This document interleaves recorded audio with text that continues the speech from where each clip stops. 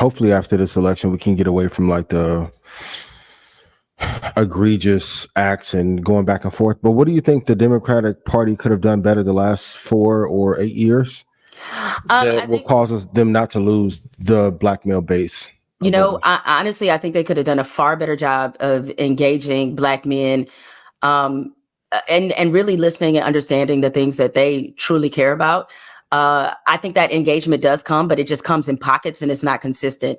I agree with something Roland Martin said, and he's right, is that I think they have listened to far too many white Democratic strategists about how to talk to black people. I think they've also missed the mark in not understanding that our community is not a monolith.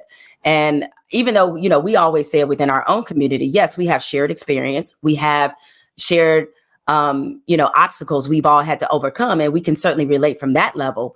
But there is a very big difference between how I might think as a black woman who's college educated versus what a black woman who is not college educated, how she might think, or how a black man who's an entrepreneur might think versus who a black man who's working for the federal government.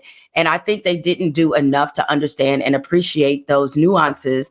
And so when it came time to engage our community, it was just in a way that was very cookie cutter, that didn't feel quite as personal, if you will. And I'm going to put some of the responsibility on us as well, is that we cannot afford to wait for election season and then want to try to catch up.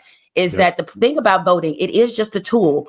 One, we have to understand that there's no president, Republican or Democrat, that can come in here with a magic wand and wipe everything away. It's not going to happen.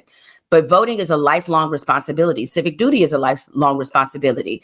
And I think some of us, particularly at the local level, have become so disengaged and the turnout is so bad that we've allowed things to happen in our community that have allowed the accountability element of politics to practically disappear.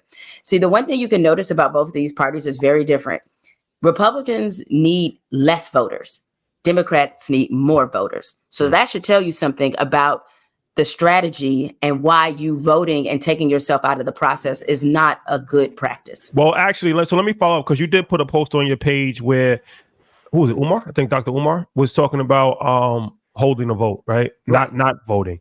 Right. And you pretty much said that that's a bad idea, right? Okay, so let me play God's advocate on this.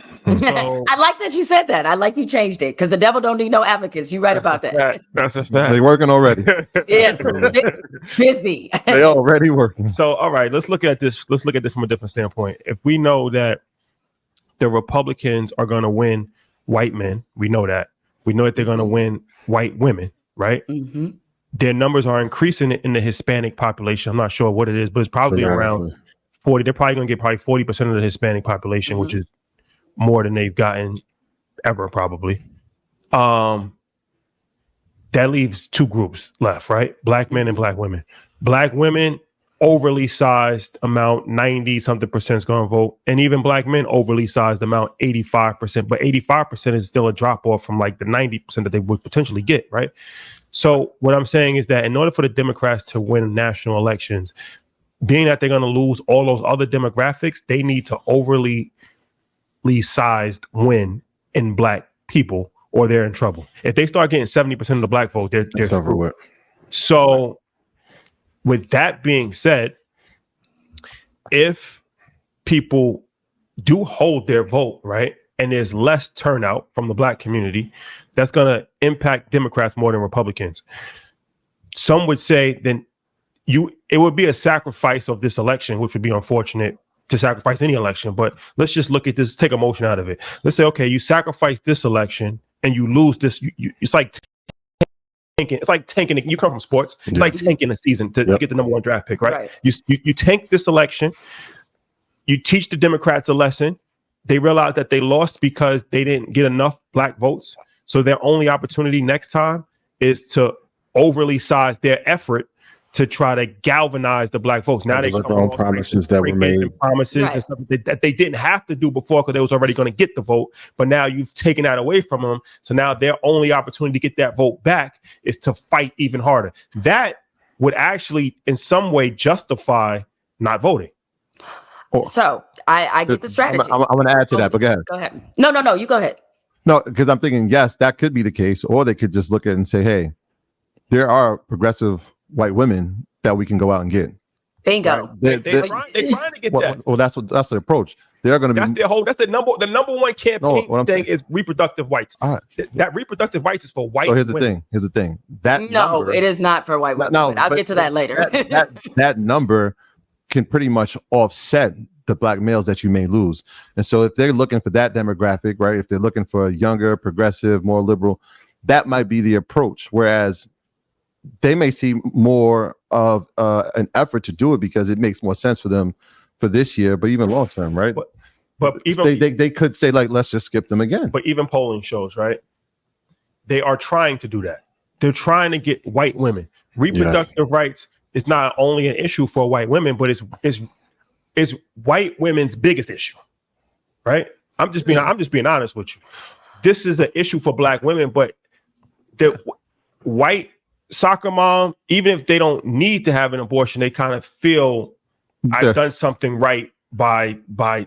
Well, they're thinking about their daughters too, as well. That issue that they've made number one to them is targeted to liberal white women, and they're still losing white women. That's alarming, right? Yeah. Well, But how they're much? not losing, but they're not losing them by as much. So that's the thing you have to understand is that the number.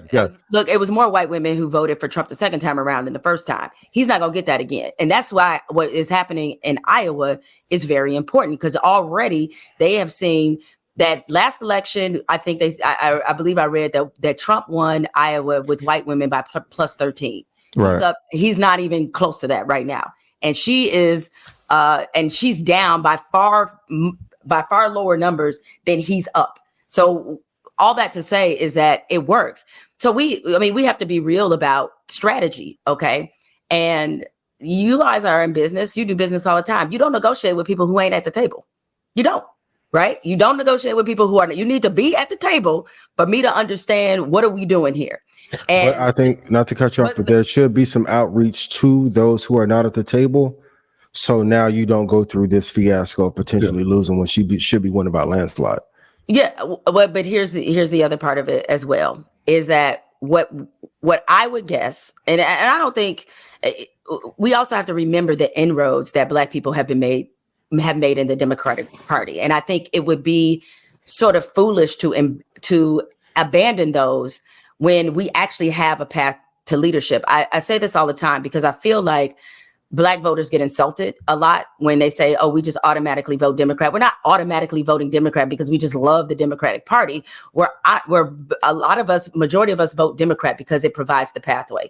It's through the Democratic Party that you got your first Black president. It's through the Democratic Party that you got your first Black female Supreme Court justice. Like, we know the history of what this party has been, and that's where the pathway is. You look at leadership now, you have, Wes Moore and Garland Gilchrist and Hakeem Jeffries. Like, the Black male leadership is in the Democratic Party. Black leadership, period. That's where it is. That's where we think the pathway could be. The what would likely happen is my guess is like the Democratic Party, if they lost the Black vote in any significant number, I think there would be outreach, and yes, they would feel it, but they would also do probably what you've seen the Republicans do. And Tim Scott just said it, kind of in the conversation, that Republicans have been able to win elections without even reaching out to us at all, like having no plan, no agenda, no policy, nothing. And they have still been able to win elections. So what happened? They just doubled down. It's like the party analogy. It's like they just doubled down on the people in the party. But we know that Lyndon Johnson's the reason why Black people vote Democrats, right? Because before that, Black people was actually voting, a lot of them were Republicans. Right. And the party looked different too. And you know what he said, right? Right? You know what he said, right? Yeah, about if I can convince. He said, I'll have these niggas voting Democrats. Oh, yeah, that one. I thought you meant if I can convince the lowest white man, that one. Okay. Oh, yeah. So he said, the civil rights thing, once we do this, we'll have these niggas voting Democrats for the next 60 years. Correct. So what I'm saying is that the Republicans didn't necessarily need to reach out to the Black vote because it wasn't part of their strategy. It was always part of for the last 60 years, it's been part of the Democratic strategy to have the Black vote. That's part of the stronghold, right? So it's like, this is your core constituency group. You have to You had got to really treat these people really well. It's like you take care of your customers. It's like a restaurant, right? Like the people that's not coming into your restaurant, I don't care. They're not my top priority. But the people that come to my restaurant every single day for lunch, I gotta take care of them, because if they stop coming, then I'm out of business. I'm out of business. Yeah, I might be out of business.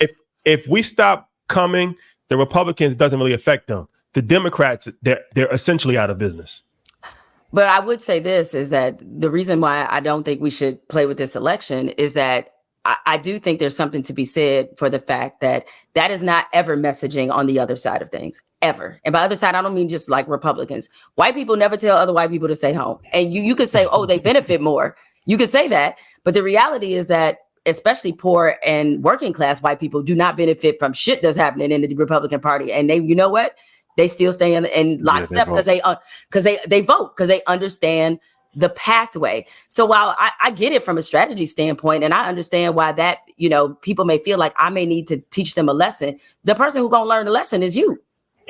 That's the person learning the lesson. It's not them. Like, Cory Booker ain't going to learn it. Like, I'm going to learn it. You know what I'm saying? Yeah. And so we have to also keep that in mind, but we have to be strategic about our pressure. And I think, like you mentioned, Lyndon B. Johnson, that's a great example. Martin Luther King Jr. pressured him in the civil rights movement, pressured him into making the Voting Rights Act happen. Because once that carnage of what happened on Bloody Sunday occurred, the people saw it and they couldn't unsee it. So the pressure points that we need to make within this political climate have to be with voting, have to be resistance on the outside, and pressuring the people we know we can pressure to get across the agenda that we want to happen. I mean, I just posted this on my Instagram page. A young lady said, I hate that I can't remember her name, is that you're voting for your weakest adversary. That's what you're voting for, right? For Black people, it's Democrats. They're the weakest adversary in the sense that we know we can at least get some conversations had that we will be listened to, and they will have to respond on some level. Like some people call Kamala Harris's black male agenda pandering. And I say to them, ain't that what she's supposed to do? That's what you want her to do, right? You want her to hear what your concern is and say, guess what? I'll be right back. I got something for you. But the concern could be that if the pandering was genuine, why didn't it happen prior to potentially losing in the polls? Because that's what the overall concern. Yeah, I mean, Biden did have a black agenda, and a lot of the things that he promised in that he carried out. Among them, again, as we know, was installing the first Black woman to be a Supreme Court justice. That was something he ran on. That was something he did. Student loan forgiveness was another one, and while he wasn't able to get it done in full, the fact is he still got $175 billion in student loan forgiveness, right? And it will continue. The fact is that he promised to increase HBCU funding. He went above increasing it. It has, $16 billion is the record, right? Yeah. He has that, right? And so, I think, and that's what I was saying is that, there's no president that can come home and wipe out everything. That doesn't mean that we stop pressing or pushing, but I think we need to look at the progress as a way to fuel us to continue to demand. Like, we can't stop demanding after whatever happens on November 5th. That demand has to be there, because that's how that accountability remains there.